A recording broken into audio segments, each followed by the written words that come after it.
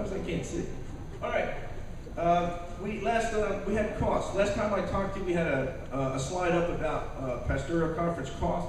We figured it's going to be close to $1,000 between all the invitations, the food, and all the other things that go into it. We had several people, both at our meeting and after, and the interns stepped up that were generous and helped out with covering the cost of the conference. So, you responded. Thank you very much. We're very grateful. Everybody basically has to be anonymous. No one wants any credit. They just want to help the cause. So thank you very much for that. Kind of on an interesting side is the last meeting we had where I talked about this and also about having the conference. There was a letter in the paper, letter to the editor that said, hey, church and politics don't mix. It just doesn't mix at all. And I think people should be begging for money to do this kind of stuff. Well, I wrote a reply back because I'm just that kind of person. I said, well, the Constitution says the state cannot impose a religion. It does not say you must not have anything talked about in the churches that has to do with state and government. Well, there was a reply to my reply, and it said, he kind of mentioned, I think his exact quote was, whatever the Constitution says is irrelevant, it shouldn't be that way. I haven't really replied. I'm not sure it would do any good, but when the Constitution is irrelevant, that tells you what you're up against. Just the mindset that says, it doesn't matter what the Constitution says, it's irrelevant. I think you would think differently if the United States quartered, a division of troops in his house and kicked him out because the Constitution forbids it, but that's irrelevant. Where they cut his free speech, where they told him he shall be a Muslim or a Jew or Christian, whatever. So anyway, it's interesting when they got feedback like that. I just wanted to put that in there to say, this is what we're up against when it comes to the mindsets of certain individuals that really don't agree with our message. If we don't fight for it, they're gonna keep fighting and they're gonna win. So keep that in mind. All right, I debated about putting this in, but I said I was going to. David Simpson gave a border presentation on July 22nd. He took a trip down. He kind of mixed in a family vacation and information on the border. Many of the Tea Party members that were in the audience disagreed with what we thought was David's compassionate stance towards the immigration issue. Now, I'm not here to say, he's right, you're wrong, he's wrong, you're right. I just want to point something out. First of all, as a Tea Party person, you're not a mind-numb robot. There are certain, in both political parties, more one than other, they're mind-numb robots. They vote exactly the same way. You're not allowed to have a different opinion, and that is it. The Tea Party's not that way. I don't think anybody in here can be told what to think or how to vote. That's why you're here. That's why you're a Tea Party person. When you have a concern with something with David, with a position like that, please discuss it with him. Okay? He's your elected official. You can discuss, he can give you some more facts, you can talk about what the position should be. He represents you from this district, so you need to talk to him about that. Now, I would say that you do that before you be judge, jury, and executioner for the man. Now, this is just some more stuff on this. This is some facts from his presentation, plus facts that I got about the border. 2011, 6,000 unaccompanied minors in the U.S. came in. 2012, Obama issued the DACA, which basically said, you're from other than Mexico, we're going to hold you here and give you a hearing and all that, which, if you believe, according to the conservatives, that gives the people in Central America the license. We get here, we stay, because they're not going to take us back. 2012, they had a 233% increase from the year before. Message got around, people said we got in here, we're staying. 2013, 34,000, an increase of 566% from that 2011 baseline. Word gets around, people start talking again, and here comes 2014, they're talking about 145,000. This is just an estimate. It could be higher, it could be lower. That's an increase of 2,400%. from baseline 3 years ago. That is a lot of increase. Now, August, Governor Perry sends down 1,000 National Guard to the border. You can say that's a great thing, but what are they allowed to do? How much impact can they have?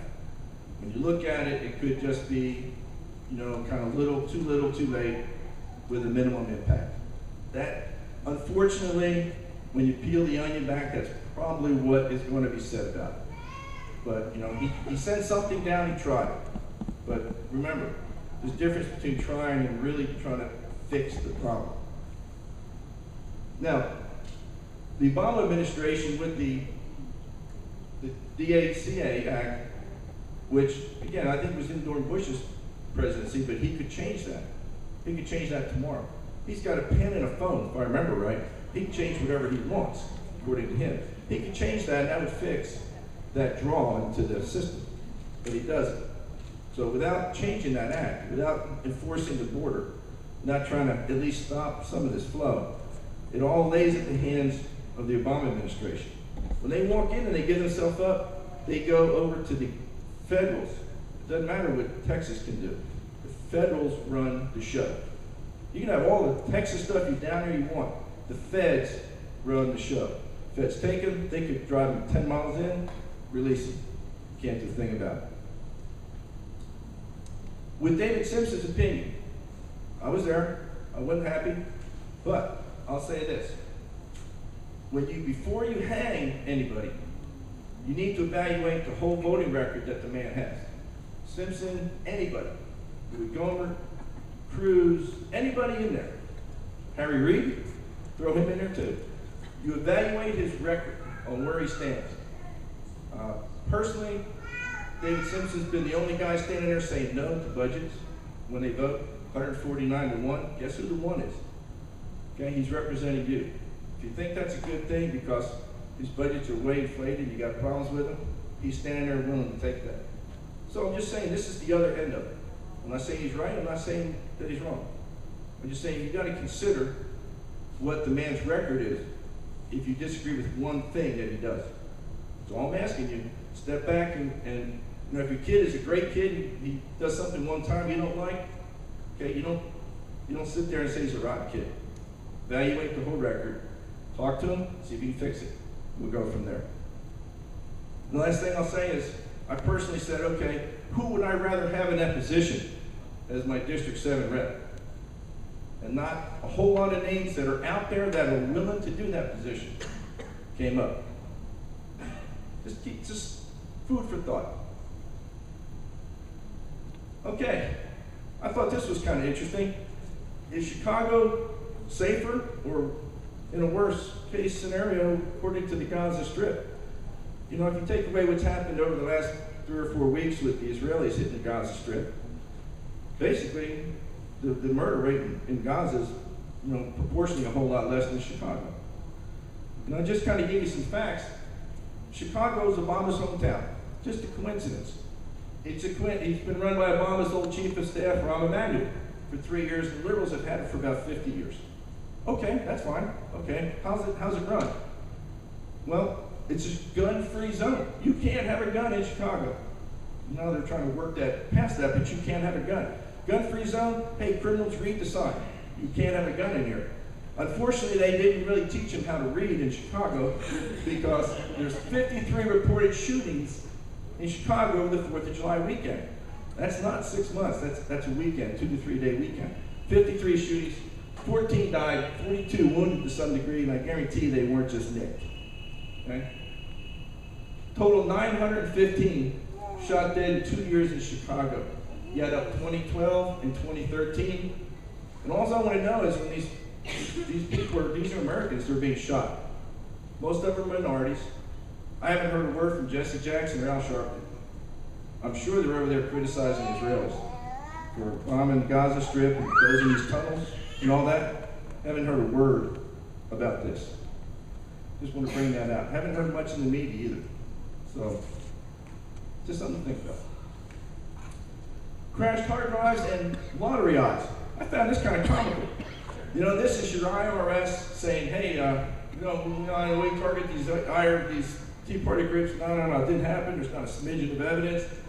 Okay, can we check your hard drives? Geez, it's just out of coincidence in the same year, the 7 top people in the IRS, their hard drives all crashed. Sit there and go, what are the odds? That was a question, right? What are the odds of that? Well, I got the odds for you right here. The odds of that actually happening with those people, those direct people, that exact same time frame with computers, kind of rounded off numbers, let's round it to 1 in 78 billion. Yeah. Man, I tell you how unfortunate that was. Okay, you have better odds of winning the Florida lottery about 300 times than those same computers crashing at the same time, the same people looking for the same information. What are the odds? And there's not a smidgen of evidence there's anything wrong here. So, no, if you believe that, good luck. Go buy some Florida lottery tickets, man. You're on your way to riches. Where's the national news media on this outrage? If this had been Nixon back in the 70s, when the news media did their job, this would have been all over. Nixon lost 18 minutes of the tape in his office, and they crucified the man. Rightly so. He was going to be impeached, and he left. Where's this? Where's the outrage on this? Nowhere. Nowhere to be found.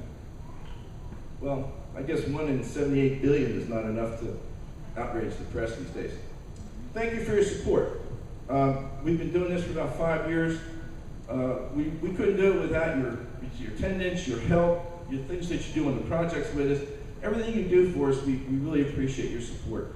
When we have costs for booth rentals and floats and Christmas parades and 4th of July gift cards, balloon races and all that, handouts, these stickers, everything that it adds up.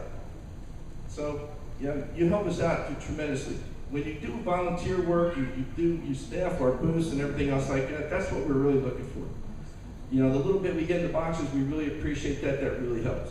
So, please be aware that we are truly grateful. We truly thank you for everything you give us. This is your group. It wouldn't be successful without you all being part of it and running it. So we thank you very much for all you do for us. We have a couple boxes in the back there. If you feel like you can throw something in, that'd be great. If not, that's okay. We do want your time and talents. That's what we really want. Okay, so if you can help us with that, I'll do anything. I'll do whatever I can. We'll fit you somewhere. Just let us know. But again, thank you very much for doing everything you do for us.